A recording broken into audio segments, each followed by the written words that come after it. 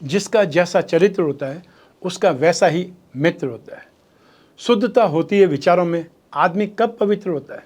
फूलों में भी कीड़े पाए जाते हैं और पत्थरों में हीरे पाए जाते हैं। बुराई छोड़ करके अच्छाई देखिए सही, नर में भी नारायण पाए जाते हैं। नमस्कार, मैं हूं कमल श्रीमाली। आप सभी का बहुत बहुत स्वागत आपके अपने चैनल में और हमारे जीवन को सबसे अधिक प्रभावित करने वाले बृहस्पति के मिथुन राशि में प्रवेश के इस विशेष एपिसोड में। यह एपिसोड आपकी राशि, नाम राशि अर्थात मून साइन पर आधारित है। एक अपील है आपसे, यह चैनल और इसका हर एपिसोड आपके जीवन में सहजता, सुख, शांति, समृद्धि के लिए हमारा प्रयास है। आप भी हमारे चैनल को सब्सक्राइब कर, शेयर कर, कमेंट कर, लाइक करके उत्साहवर्धन करें, हमारा सहयोग करें।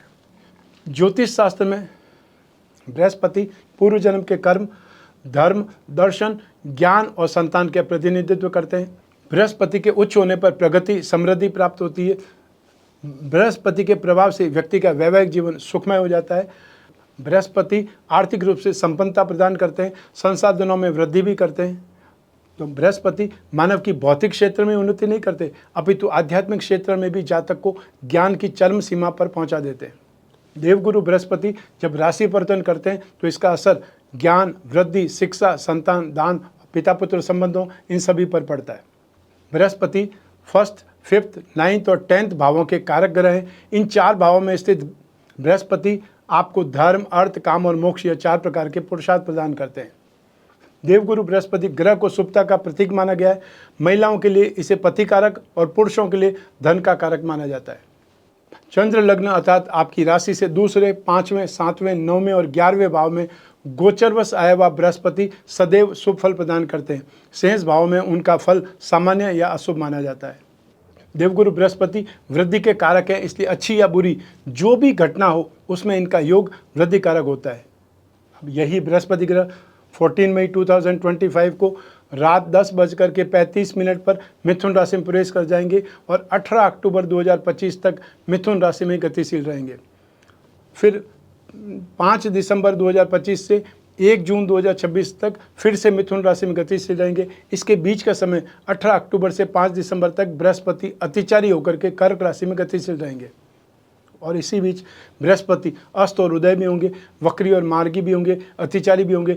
लगभग 12 वर्षों के बाद बृहस्पति पुनः मिथुन राशि में प्रवेश कर रहे हैं। तो आइए अब विश्लेषण करते हैं आपकी राशि कुंडली के आधार पर। बृहस्पति आपकी राशि से भाग्य भाव और खर्च भाव के स्वामी हैं और आपकी राशि से 3rd हाउस में पराक्रम भाव में गोचरवश बृहस्पति का प्रवेश होगा, जो कि सामान्य होगा। देवगुरु बृहस्पति के इस राशि परिवर्तन से आपकी राशि से 7वां भाव, आपकी राशि से भाग्य भाव और लाभ भाव पर दृष्टि होने से ये भाव प्रभावित होंगे। इस एपिसोड में हम आपकी मेष राशि पर बृहस्पति के गोचर परिवर्तन का क्या क्या प्रभाव पड़ेगा इसके बारे में विश्लेषण करेंगे। साथ ही आपके कार्य व्यवसाय, आर्थिक स्थिति, वैवाहिक जीवन, घर परिवार, शिक्षा और स्वास्थ्य पक्ष के बारे में भी विश्लेषण करेंगे।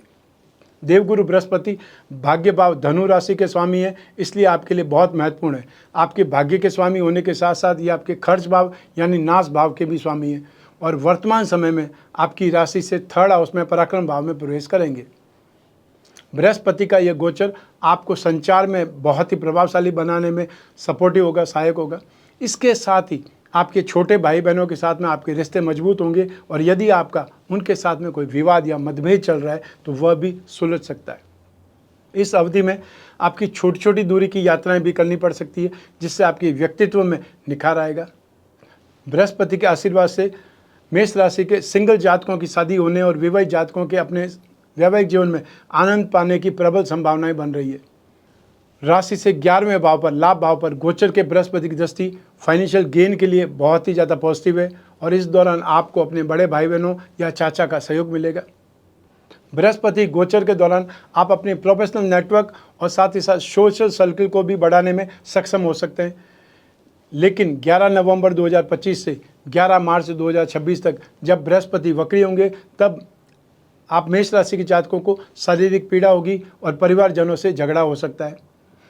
आपके रोजगार में समस्याएं उत्पन्न हो सकती है, नौकरी छूट जाने की संभावनाएं बन सकती है, सरकारी कर्मचारियों की ओर से विरोध हो सकता है और फ्रेंड्स का अनिष्ट होता है और धन और मान सम्मान में हानि होती है।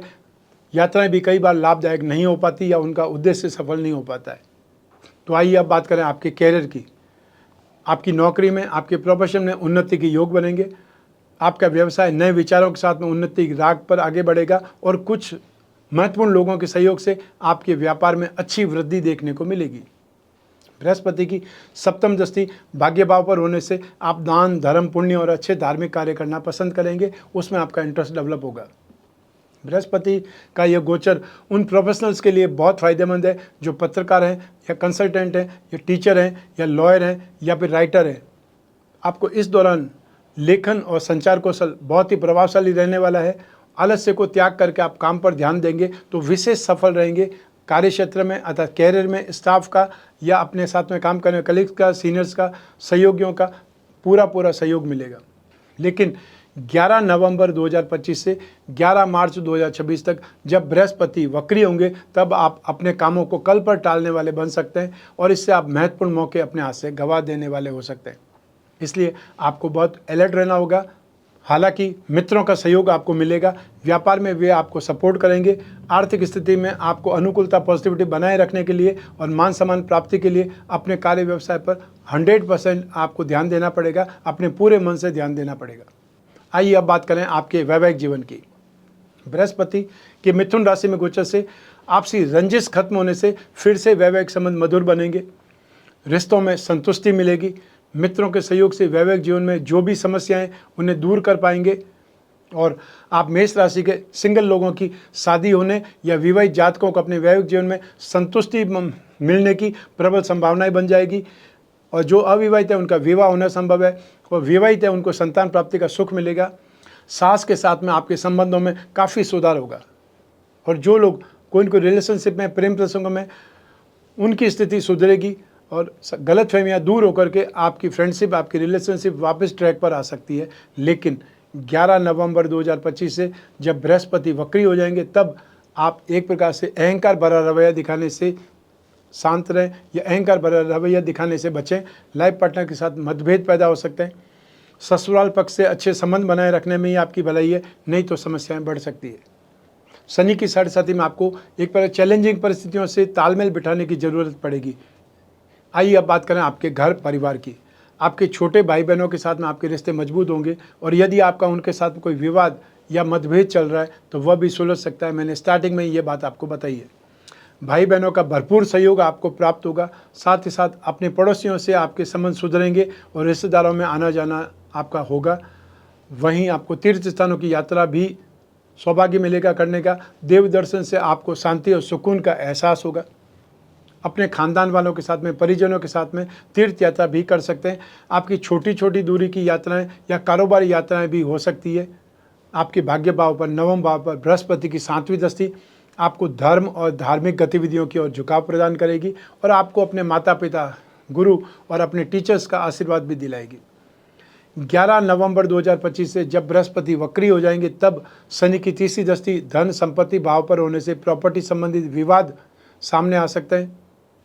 इस अवधि में संतान पर अधिक पैसे खर्च होंगे। पैसों की कमी के कारण मेंटली स्ट्रेस से जूझ सकते हैं, यह आपको ध्यान रखना पड़ेगा, अर्थात मैनेज आपको करना पड़ेगा।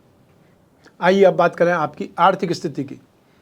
आपकी राशि से लाभ भाव पर 11वें भाव पर बृहस्पति की दृष्टि फाइनेंशियल गेन के लिए बहुत ज़्यादा पॉजिटिव है और इस दौरान आपको अपने बड़े भाई बहनों या चाचा का सहयोग मिलेगा। आप अपने प्रोफेशनल नेटवर्क और साथ ही साथ सोशल सर्किल को भी बढ़ाने में सक्षम होंगे। जमीन जायदाद में, सोने में इन्वेस्टमेंट के लिए आगे बढ़ना चाहिए। सर्टिफिकेट्स, बॉन्ड, इन सब की संख्या में वृद्धि होगी।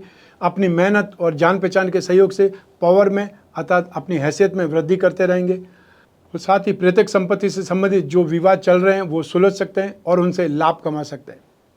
लंबे समय से अटके हुए पैसों की वसूली हो सकती है और व्यापार में विस्तार के लिए कैपिटल की व्यवस्था नई पार्टनरशिप के जरिए होने के योग बन सकते हैं। 11 नवंबर 2025 से जब बृहस्पति वक्री होंगे तब आर्थिक स्थिति परेशान करेगी।